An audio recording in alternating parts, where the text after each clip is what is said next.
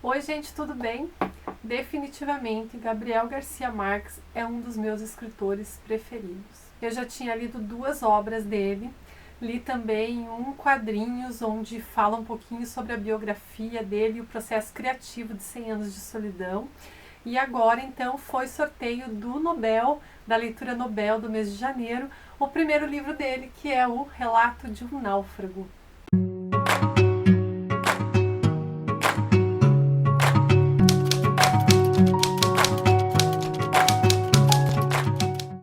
Bora lá então falar sobre esse livro que foi super rápido de ler. É um livro com, nessa edição, 143 páginas, muito fluido, gente. Eu li em uma tarde. E acho legal contextualizar como que a obra foi escrita, né? Porque essa obra não é uma obra de ficção, ela é uma obra, um relato jornalístico, na verdade, e foi então a primeira publicação oficial de um livro do Gabriel Garcia Marques em 1970. Esse livro vai contar então um pouquinho da saga de um marinheiro, o Luiz Alexandre Velasco, que em 1955 sobreviveu a um naufrágio no Mar do Caribe. Só que essa história, gente, ela tem uns bastidores também, tá? Porque esse marinheiro, Luiz Alexandre Velasco, ele foi o único de 6 tripulantes que caíram desse navio, então, que estava vindo dos Estados Unidos para a Colômbia, voltando, na verdade, né? Regressando de uma missão. Esses 3 tripulantes caíram no mar em meio a uma tempestade e deles apenas o Velasco sobreviveu. Depois de 10 dias à deriva em mar aberto, ele conseguiu chegar então nos arredores ali, em outra cidade vizinha, e foi encontrado. Só que na verdade não foi bem a tempestade a verdadeira causa desse naufrágio. É que o navio estava carregado de contrabando e por isso estava muito pesado, né, para a normalidade. Ou seja, o navio deu aquela virada, derrubou os marinheiros que estavam ali fazendo a guarda naquele momento e, por ironia do destino, nem era o horário de guarda do Velasco, mas por outro motivo ele estava lá em cima e eles acabaram caindo ao mar. E por conta desse navio estar muito pesado, com o tanto de contrabando, tinha freezer, geladeiras, vários produtos lá, o navio então não conseguiu fazer a volta para resgatar esses tripulantes, deixando-os à deriva. E fazendo também com que o Velasco tivesse talvez o que o manteve vivo, essa esperança de que realmente alguém voltaria para buscá-lo. Então é aqui que a gente vê o relato do Velasco nesses 10 dias que ele passou no mar. E não é um simples relato, gente. Bom, primeiro que ele obviamente na época, né, a Colômbia estava sofrendo uma ditadura militar, ele foi proibido de contar a verdade, dar entrevista, esse tipo de coisa. Depois que ele saiu do hospital, ele foi, por livre e espontânea vontade, procurar um jornal da Colômbia para oferecer a sua história. E, coincidentemente, quem trabalhava nesse jornal? Gabriel Garcia Marques. Então, o Gabo foi o responsável por ouvir o relato do Velasco e transcrever em livro, que na verdade não foi em livro na época. Todo esse relato foi feito em capítulos de jornais, se não me engano, 14 capítulos de jornais publicados por esse local. Até então, o nome do Gabriel Garcia Marques não tinha sido ligado à história, né? Foi ligado depois, quando ele publicou o livro em 1970, e ele acabou também sofrendo consequências por conta disso, né? A história e a maneira como o Gabriel Garcia Marques colocou essa história em palavras.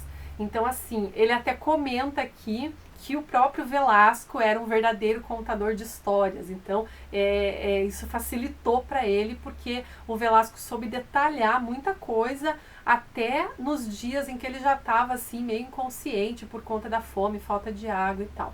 Mas, basicamente, gente, é isso que a gente vê aqui. São 10 dias de um marinheiro em uma balsa à deriva no meio do mar. E aí a gente vai sentir um pouquinho do que ele sentiu, porque o Gabriel Garcia Marques consegue fazer isso com a gente, fazer a gente querer ter um copo d'água do lado ali, porque o cara passa tanta sede que você sente a sede dele.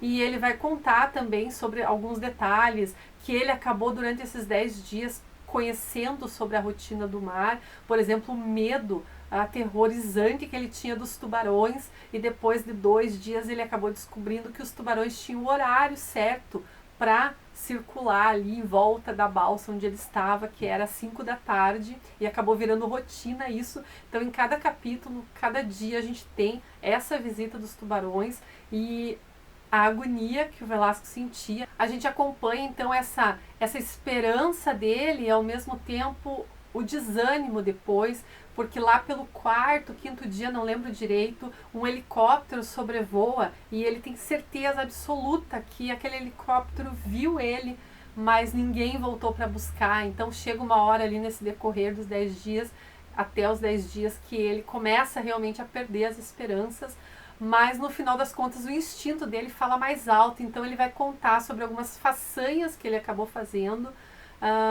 para poder sobreviver. Não tem muito o que contar, gente, porque o livro é bem fininho e bem rápido, então se eu começar a contar muitos episódios aqui, eu vou contar o livro inteiro. Mas posso dizer que me lembrou bastante esse livro, me lembrou bastante O Velho e o Mar, do Hemingway. Apesar de ter uma diferença na narrativa, né, obviamente, é um relato jornalístico, o livro do Hemingway ele é muito lírico, né, muito poético, mas aquela saga de O Velho e o Mar, para quem não conhece, tem o resenha no blog, vou deixar aqui na descrição do vídeo. E também é um livro, gente, que recomendo muito, que deve ser lido. Um livro também assim, fininho, rapidinho de se ler, mas com uma profundidade, sabe, uma essência reflexiva muito grande. E me lembrou bastante esse livro aqui, O Velho e o Mar. Claro que a gente sente um pouco de diferença na escrita, né? Um dos livros que eu li do Gabriel Garcia Marques foi a sua obra-prima, 100 Anos de Solidão. E esse aqui foi o primeiro livro publicado dele. Eu vi que existem algumas opiniões negativas quanto à escrita do Gabo, mas na minha opinião é uma coisa meio que natural, né? O primeiro livro do cara, claro que ele vai depois progredir, a gente vai ter outros livros, como a gente vê com Dickens também, né? Eu tô acompanhando a obra de Dickens aí, dá para perceber um pouco de diferença na escrita dos primeiros livros para os livros da sua maturidade. Então eu acho que na medida de que foi o primeiro livro publicado pelo Gabo, eu acho que está excelente. É a mesma clareza que eu encontrei nos outros livros dele, a mesma objetividade e aquela mesma forma de conseguir tocar o leitor com aquelas palavras certas na hora certa. Não sei, é isso que eu sinto da escrita do Gabriel Garcia Marques. Então, fica aqui mais uma leitura. Eu tenho outros livros dele aqui que eu quero muito ler. Então, com certeza, vou colocar na minha fila de leitura aqui, porque é um dos meus escritores favoritos mesmo. É isso, gente. Esse aqui, então, foi o sorteado do Nobel de Literatura do mês de janeiro. Já temos o Nobel de Literatura de fevereiro. Essas horas já devo estar lendo, né? Que é um dos livros do escritor africano Najib Mahfouz, egípcio, que geralmente fala sobre o Egito, e eu já tinha conhecido no meu projeto Egito. Então, assim que eu terminar a leitura, eu volto para falar dele também.